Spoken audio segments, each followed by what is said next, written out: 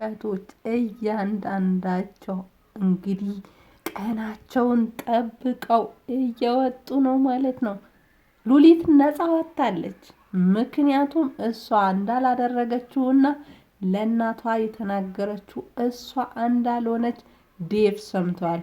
በምትኩ ግን ይሄ ሁሉ ነገር እንዲፈጠር ከሉሊትን ጋር እንዲጣላ ከቤትም እንዲያስወጣት እሷ ላይ ያለው አመኔታ እንዲያጣ ያደረገችው የራሱ ባለቤት ሮዛ ናት። የሮዛ ፍላጎት ምን እንደሆነ እስካሁን ድረስ አይታወቅም። ምክንያቱም ዴቭን አትፈልገውም፣ ባንቴሮም እንደዛ። ሌላ ሶስተኛም ሰው አለ፣ እሱንም አልፈልገውም፣ ለማናችሁም አልታመንም እያለች ነው።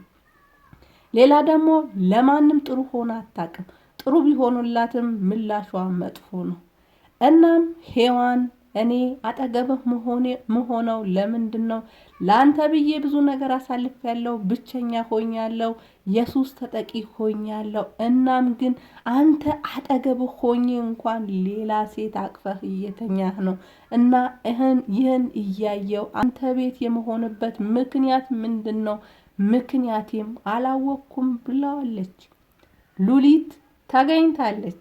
እንግዲህ ከዴቭ ቤት ከወጣች በኋላ ወደ እናቷ ቤት መመለስ አትችልም። ምክንያቱም እሷ የሚፈልጋት ሊያገባትም ህይወቷን ሊያበላሽባት የሚፈልግ ሽማግሌ አለ።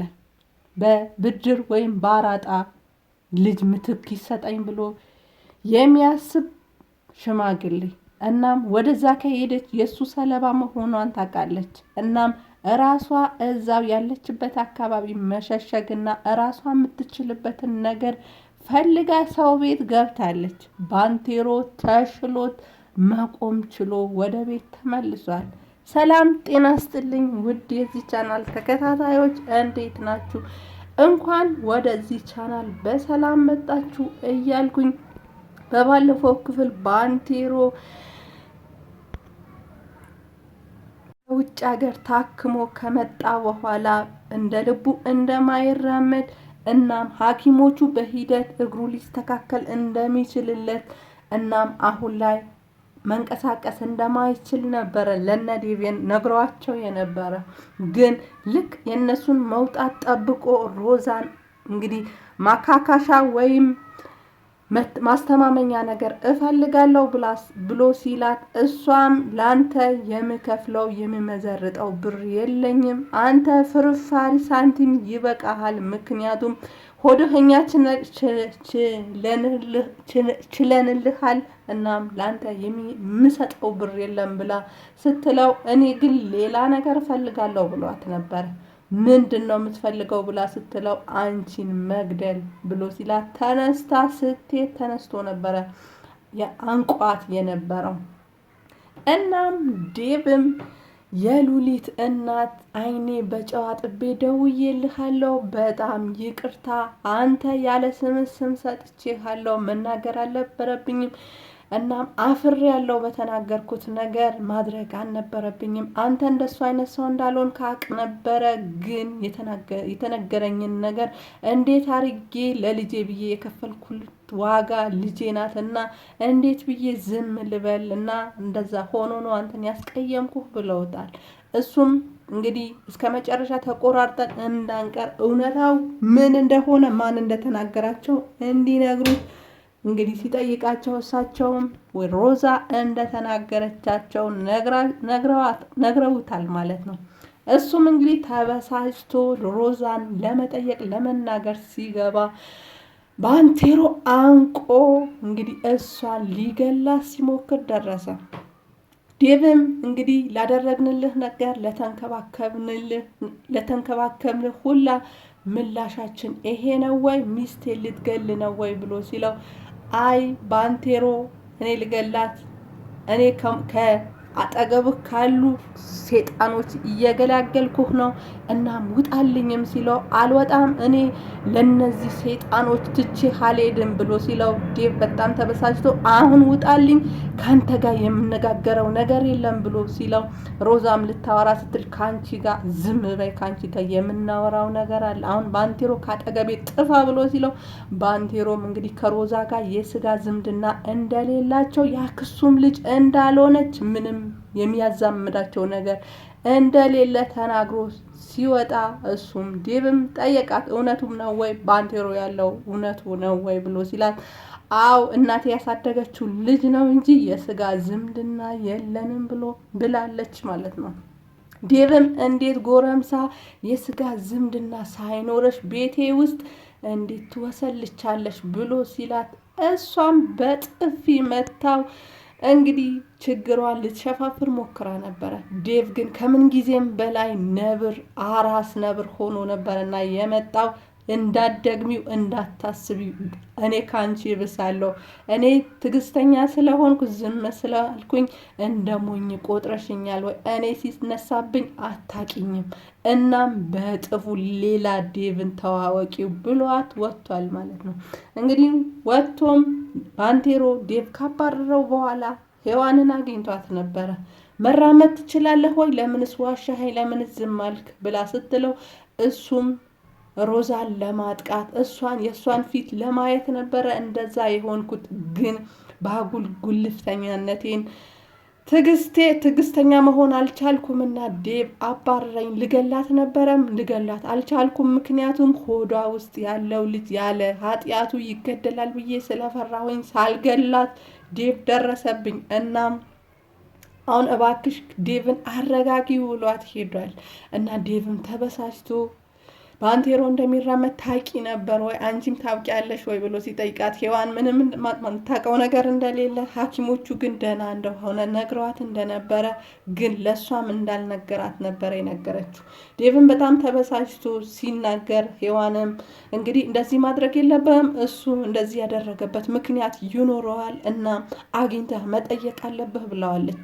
እሱም ድጋሚ ሊያገኘው እንዳልፈለገ እሱም ቂሙ እንዳልተወ የመታችው ሮዛ ነበረች እና አቂሞባት ነበረ። አሁንም ያጠቃት በዛ ምክንያት ነው ብሎ ሲላት ሔዋን እውነታው ከራሳቸው መስማት እንዳለበት ስላመነች አይ አግኝተህ እንኳን ይህን ያክል ለመረጃ የምትፈልገው ሰው አይደለም፣ ማንንም ቢሆን ወርደህ ማግኘት ይኖርብሃል። እሱንም አግኝተህ እውነታውን ማረጋገጥ አለብህ ብለዋለች። እና ዴቭም እውነታው ጋር ሳይደርስ የሚያቆም አይመስልም። ምክንያቱም እውነታውን አረጋግጣለሁ እስከ መጨረሻ ድረስ እሄዳለሁ ብሏት ነበረ። እናም ባንቴሮም ደግሞ ልክ መቆም እንደቻለ እና ከሱ ጋር ተጣልቶ ሲወጣ ሉሊትን ማፈላለግ ነበረ የተያዘው። እንግዲህ ከዚህ በፊት ያስቀየመው ብሩም በቁማር የተበላበት ሰው ጋር ደውሎ የእሷን ሎኬሽን እንዲሰጠው እናም ከዚህ በፊት በአበላሸው ነገር ምትክ ያ ነገር እንዲያደርግለት በጣም የሚወዳት እህቱ እንደሆነች ነግሮት አፈላልጎ ሎኬሽኗን ሰጥቶ ሄዶ አግኝቷታል ማለት ነው። እንግዲህ እሷም ስታየው በጣም ደስተኛ ሆና አቅፋ ሰላም ካለችው በኋላ ስለ ኢሜሉ ሲጠይቃት ምንም የምታውቀው ነገር እንደሌለ እሷም እንዳልጻፈች ነግረዋለች። ምክንያቱም አምኗታል። ለምን ቢባል እሷ እንደሱ እንደማታደርግ እሷ ቂመኛ እንዳልሆነች ልቧን ያውቃል። ግን የሮዛም ስራ እንደሆነ አስቀድሞ ያውቅ ስለነበረ አምኗታል። እናም ወደ ቤት ልውሰድሽ፣ እዚህ መሆን አይገባሽም፣ አንቺ ሰው ቤት መስራት የለብሽም፣ እየተማርሽ ዴቭ ጋ ነው መሆን ያለብሽ ብሎ ሲላት እሷም እየሮጠች ወደዛ ቤት መሄድ አልፈልግም አልመለስም ብላ አምልጣው ሄዳለች። እንግዲህ ሎኬሽኑም ለዴቭ ልኮ ዴቭም ከሔዋን ጋር እያወራ ነበረ። ሶስቱም ሆነው ሮዛ፣ ሔዋን እና ዴቭ ሆኖ ማለት ነው።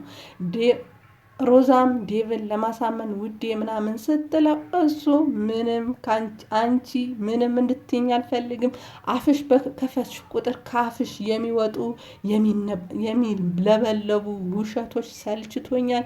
አሁንም ሌላ ውሸት ትደራርቢያለሽ፣ አልተውኩትም፣ ልተወውም አልችልም። እናም ከአንቺ ጋር አሁንም ብሆን እንዲቆይ ያደረገኝ ሆድሽ ውስጥ ያለው ልጅ ነው እና እሱንም ቢሆን በቃ ዝም በይ፣ እንድትናገርኝ አልፈልግም ብሏታል።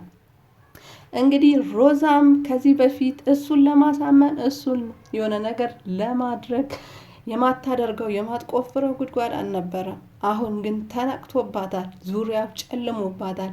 የቋመጠችለት ሀብት እናም እንደ ሞኝ ያየችው ሰው አሁን ላይ ነብር ሆኖባታል። እሷ ያሰበችው ያለመችው አይነት ሰው አይደለም የሆነባት።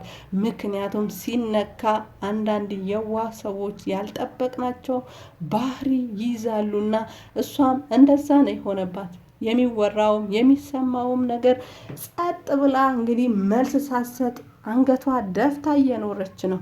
ሔዋንም ግን አጋጣሚውን በመጠቀም እኔ ለምንድነው እዚህ የሆንኩበት ምክንያት አልገባኝም፣ በሉሊት እስከመመከር ድረስ ደርሻለሁ ብላ ስትለው እንግዲህ ዴቭም ሉሊትን ትዝ አለችው።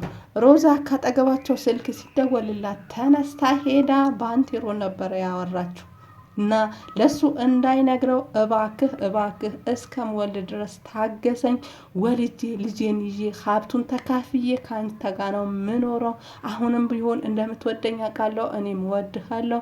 እናም እንደሱ አታድርግ፣ አታዋርደኝ እባክህ ብላ ስትለው ባንቴሮ እባብ ሁለቴ አይነድፈኝም፣ እኔ ሞኝ አይደለሁም፣ በአንቺ ድጋሚ አልነደፍም ብሎ ያወራችውን ሁሉ ሪከርድ አድርጎታል ማለት ነው። እንግዲህ ዴቭን በስተመጨረሻ ሉሊትን ፍለጋ ወጥቷል። ሉሊት ያልሆነችው ባልኖረችው ባላደረገችው ነገር ባላሰበችው ነገር ሳታስበው ልብሷን ሳትዘጋጅ ልብሷን እንኳን ሳትይዝ ነው ከቤት ያስወጣት። እናም እሱ ወንድም እያለች እንደ ወንድም እያየችው ስጠራውም እሱ እንደ ወንድም እየተሰማው ግን ባልታ በውሸታ ሚስቱ ምክንያት ከቤቱ ወጣለች። ያ ነገር በጣም ተሰምቶታል። እናም ሲያፈለጋልጋት ነበረ ግን ሊያገኛት አልቻለም። ለአንድ ወር ያክል ማለት ነው። እንግዲህ እሷም ትምህርት ቤት ልትሄድ ስትወጣ እሱም በተላከለት አድራሻ ሄዶ እየጠበቃት ነበረና እንግዲህ አግኝቷታል። እሺ ብላ ወደ ቤቱ ትመለሳለች ወይስ ይታረቃሉ ወይስ አይታረቁ የሚለውን ነገር አብረን የምናይ ይሆናል። አብራችሁኝ ስለነበራችሁ ከልብ አመሰግናለሁ። ሁሌም ቢሆን ውሸት የለም። ውሸት አንድ ቀን ይጋለጣል። እውነት ነው። እውነት የያዘ ሰው ያሸንፋል። እናም ከዚህ በፊት ሉሊትም ለሔዋን እውነት ከያሽ ታሸንፊያለሽ፣ እውነት ሁሌም አሸናፊ ነው ብላት ነበረና እና ሁሉም ነገር ወደ እውነታው እየተጠጋ ነው። ልጁም ቢሆን የሱ እንደሆነ እርግጠኛ እንዳልሆነች ሰምተናል። እሱንም ቢሆን ከዚህ በኋላ እንግዲህ ዲኤንኤ የሚያስመረምር ይሆናል። ለሔዋን ጥሩ እየሆነላት ይመስላል። እንግዲህ ቀጣይ ክፍል አብረን የምናይ ይሆናል። መልካም ጊዜ መልካም ቆይታ ተመኘው። ባባይ